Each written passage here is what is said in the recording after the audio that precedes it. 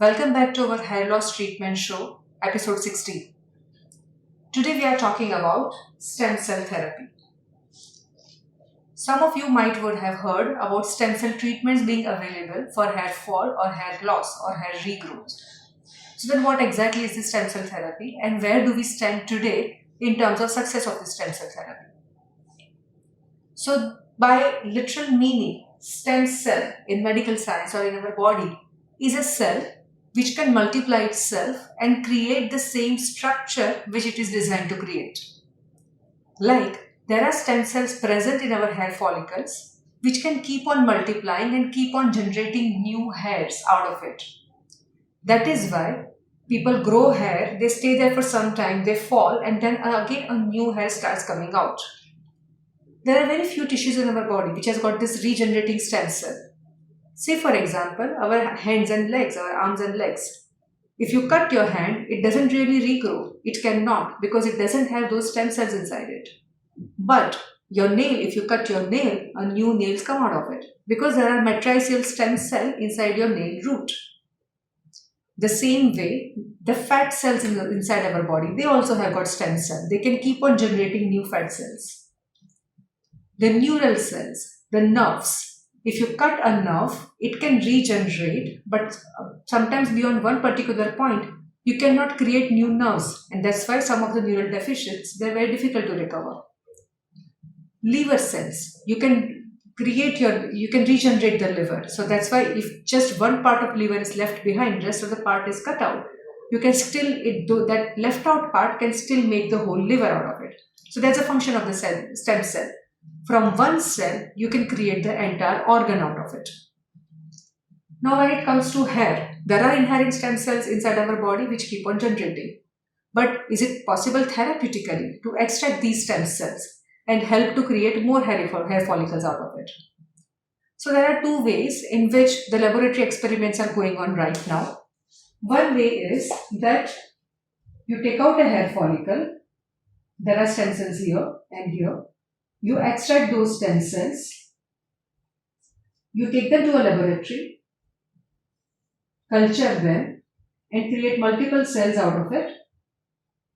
Prepare a solution of these cells and inject it back in the hair, and you grow hair out of this. So that is one pathway. The second pathway is from these extracted stem cells, in the laboratory itself, you create individual hair follicles. You provide a scaffolding around which these stem cells work and you create individual hair follicles inside the laboratory. And then you implant those follicles directly back on the head. They both look fascinating. If any of this really works, then the main question, the main limiting factor for hair transplant, limited supply, is taken care of. But where do we stand here? In this pathway, when we are multiplying the stem cells, creating a solution and injecting it back in the hair, there are multiple variables which are not under our control. First, the injected cells should make hair out of it. Sometimes, when these cells, they make error, they create the closely resembling organ, which along with hair is teeth and nail. These are the appendageal structures. So the cell, instead of making a hair, can end up making a tooth or a nail. So these are called as hematomatous malformation. We don't want that. Second, when you are injecting a solution in a particular area, it should be able to grow uniform hair throughout different areas. It should not be growing very patchy hair in one hair and no hair in another area. The hair which are grown should have a proper direction to fall, proper curl, proper texture, color, and other factors to be followed.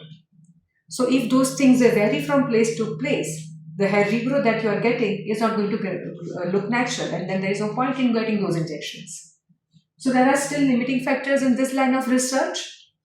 In this line of research, where you are forming the entire hair follicle inside the laboratory itself, and then implanting those hair follicles back in your scalp.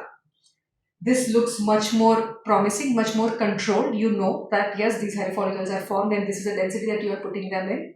But so far, we have not got any success in this in human trials. Recently, in 2018, two scientists from Japan, they got some success in mice model on mouse. They could grow some hair with the help of these injections, and they are hopeful that if everything goes well and if they can make a model in which they create the hair follicle and plant it back in the head, they should be available 10 years down the line. So probably, as they started research in 2018, probably by 2028, it should be available for human use. But as of now, it is not available for human use. So when the question comes that are stem cell treatments effective? The next question that follows is, are stem cell treatments available? No, they are not available. They are still inside laboratory. They are not available for practical use in the market. So then what is available out there in the market? Whatever is available in the name of stem cell is not really the actual stem cell. The stem cell is a cell which can replicate itself. All of the treatments which are available are mainly growth factor based treatment which are basically providing fertilizer. They are not the cell itself. They are not able to replicate and make multiple cells out of it. So is stem cell treatment available? No, it is not available. So then what other treatments are available in the market? There are non-hair follicle stem cells available which are injected, or non-hair follicle growth factors available which are injected to support growth of your hair. One of which is a fat cell. It is also called as autologous fat transfer.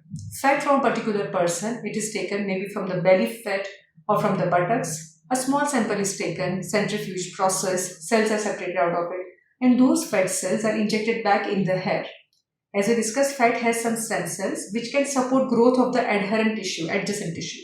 So when we inject those fat cells in the hair, that can support growth of the hair follicles which are alive, which are dead, they cannot grow, but which are alive can be supported with the help of these fat cells. Sometimes it is also utilized during hair transplant surgery in order to achieve little more robust and optimum growth. Sometimes it is utilized for hair fall prevention and hair thinning. Person may have to go for repeated fat injections. Time interval varies from doctor to doctor how they decide. It's little invasive procedure because when we are taking out the fat from the belly or from the buttocks, it's a blind procedure. So we have to be little more tricky in order not to damage any of the internal organs and take out the necessary amount of fat. So fat stem cell is one of the growth factor based treatment available. The next in line is umbilical cord stem cells from a donor. So as we know, the cord blood when the baby is born has got multiple different types of cells. Many times it is stored for future uses for different types of bone marrow related cancers and other procedures. The same way, this cord blood can supply some of the stem cells which can help with the growth of the adjacent tissue or inherent tissue. So they are taken from pregnant females around 36 to 40 weeks of gestation, and when they deliver at that time, these cord blood cells are taken, separated, and kind of cleansing is done, and then they can be injected back in the head. Sometimes this procedure is repeated once in 6 months or once in a year, depending upon the improvement that person is getting. None of these treatments are still US FDA approved. So none of the treatment has got proper clinical trials which says that yes, you do this and you are going to get this result and this is the safety profile. No, that is yet to be documented. But on experimental basis, these treatments are available out there and people are going for it with variable degree of efficacy and variable degree of safety. So again, coming back to the question, is stem cell therapy available? No, it is not available till date. We have to wait for a few more years, maybe 5-7 more years, in order to get some stem cell treatments available. There is one more name which needs a mention here, which is called as Regenera activa. Now what is that? So Regenera is the name of the company which is manufacturing the machine. Sorry, it's the name of the machine manufactured by a company. So what do they do in Regenera activa treatment? They take out skin biopsy samples from the scalp near your hairline.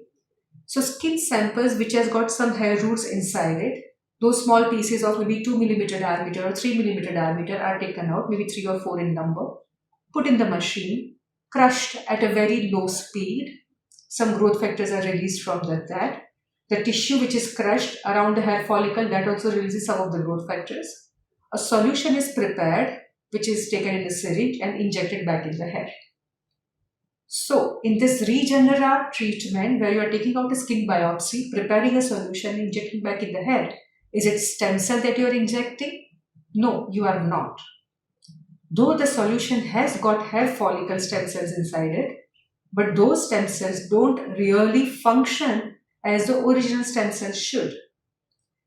The original stem cells need to be handled very carefully. A little bit of crush here and there, it damages these stem cells. As you would have noticed, a little bit of trauma here or there on your nail, and you get deformed nail or your nail stops growing. The same thing is applicable to your scalp stem cells also. If you are crushing the tissue, even at a low intensity speed and adding some growth factors to it, it cannot really function the same way as it is functioning in a non-crushed state.